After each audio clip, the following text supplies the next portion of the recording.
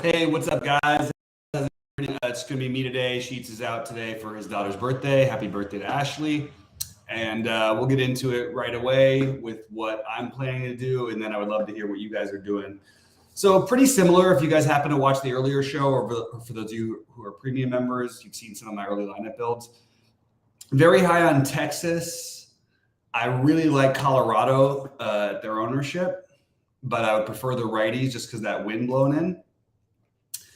And I really like, let's see who else I've got. I got Oakland mini stacks everywhere. Got some Tampa Bay and a lot of Baltimore. That's sort of the general stacks I'm running out there. Pitchers that I'm highest on: Giolito, Dunning, Snell, Nola, Herman, Berea, Sears. They're all similarly owned, but I do have more Dunning at the moment because I am spending it for bats. I don't think I'm going to end up with as much Dunning just because I do think there's enough value out there to, even if you make a stack, like you can find other pivots and ways to get different. So that's sort of what I'm doing tonight.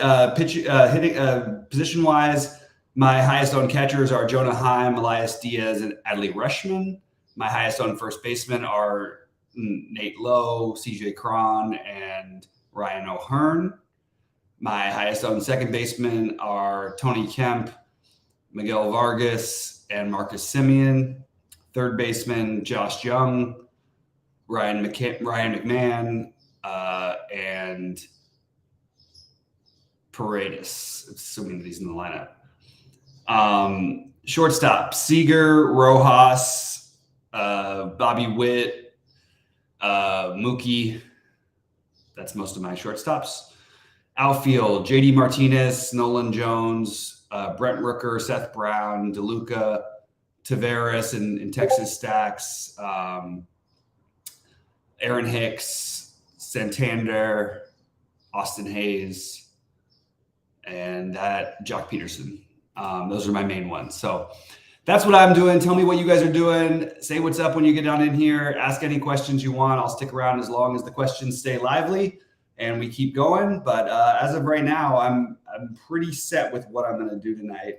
The only thing I'm waiting on, and maybe it hasn't come out yet, is the Tampa Bay lineup, because I do want to figure this out before I commit to everything, because I do have about 15% of my lineups as Tampa Bay stacks, which I think is kind of an interesting off the board one, at least for me. Anyway. Yeah, I mean, just look at what's been happening with Zach Davies. I think this is a time where you want to try and take advantage. What's up to my man, MJ? Good to see you, buddy. Any questions or thoughts? Any ideas? Who are you guys stacking? There's other teams. So I have it Colorado, Texas, a little more Texas maybe. And then I have Tampa Bay and Baltimore for full stacks, Oakland mini stack, and then San Francisco and Miami are the teams that just sort of missed the cut for me today. So let me know what you guys are doing. Let me know what you're thinking, and I'm happy to go through it with you. Just a nice little manageable 13 gamer. It feels like so many less games than yesterday. And yesterday was only 15 compared to 13, but it really felt like a lot less games. So anyway, guys, all right. It's very, very, very, very dry today in here. I could talk a little golf if you want to. I posted my builds out there. It's going to be a crazy. I really don't like the golf tournaments as much, where it's like 35 under, but I've done well in on them, so I'm sort of going to keep going. But I'm not really sure how I feel about some of the things this week. Some of the guys I like are going to be a little weird this week, and I'm doing a little course history stuff here. Steven Yeager, I'm very high on. Sung Jae, Hideki, Tom Kim, Aberg, Sam Stevens, Carson Young, Vincent Norman, Taylor Pendrith, Benny On, Chris Kirk. These are the sort of the guys who are Adam Schenk. Those are the guys who I have the most ownership of as of this moment.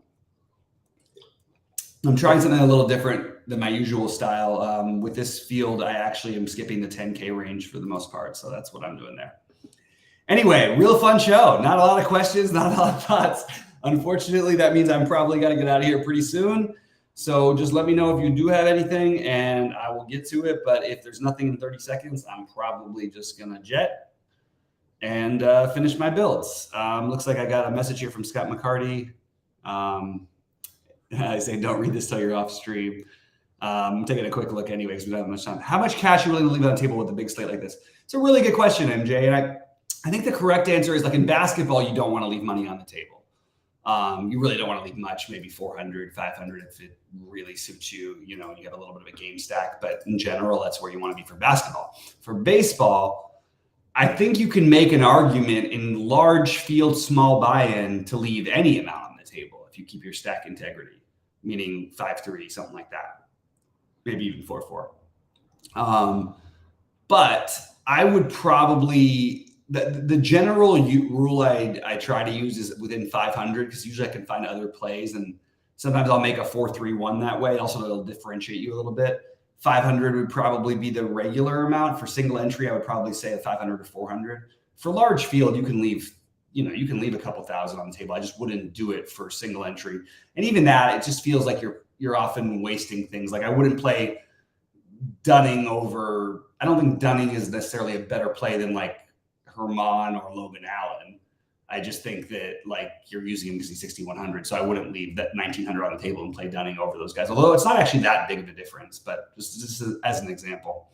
It's a really good question, though. And it varies by slate. But on this particular one, I didn't find myself leaving I think I have 400 in a couple places, maybe 500 in one spot. Mostly it's going to be in the 200 or less range, just because I was trying to cram in and I'm spending down on pitching so I can fit in my big bats, which means I'm probably not going to be able to leave much on the table. Anyway, I'm going to answer Scott's here. I'm not going to pull up his thing, but I'm looking at it. I'm just trying to see 2 or 3 single entry lineups. I'm seeing this. Construction looks good. No problem, MJ. Always happy to be here for you, man. Appreciate you for everything. By the way, it looks like the Mets game is a little bit more worrisome than it was.